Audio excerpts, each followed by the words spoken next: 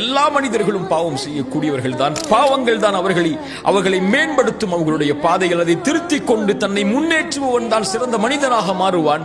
அவரை பார்த்து இறைவன் உன்னை மன்னிக்க மாட்டான் இந்த பாவத்திற்கு என்று சொன்னால், இறைத்தூதர் ஸல்லல்லாஹு அலைஹி வஸல்லம் சொன்னார்கள், 2 மனிதர்கள் உண்டு, அதில் ஒருவர் நல்லவராக இருந்தார், ஒருவர் பாவியாக இருந்தார். நல்லவர் பாவியை பார்த்து குறைத்துக்கொள் பாவத்தை என்று சொன்னார்.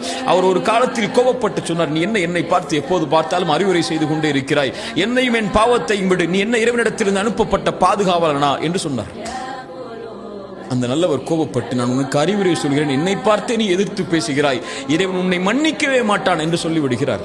இந்த இருவரையும் மரணத்திற்கு பிறகு இறைவன் ஒன்று கூட்டுகிறான். நல்லவரை பார்த்து சொன்னான், நீ எப்படி என் உரிமையில் கை வைக்க முடியும்? நான் இவரை மன்னிக்க மாட்டேன் என்ற உறுதியை நீ எப்படி கொடுக்க முடியும்? நீ நரகத்திலே செல். அந்த பாவியை அழைத்து சொன்னான், நீ கவலை கொள்ளாதே, என் கருணையால் உன்னை மன்னிக்கிறேன், செல் என்றான். நம்முடைய பார்வையில் பாவியாக தெரிபவர்கள் இறைவனுடைய பார்வையில் யார் என்று நமக்கு தெரியாது.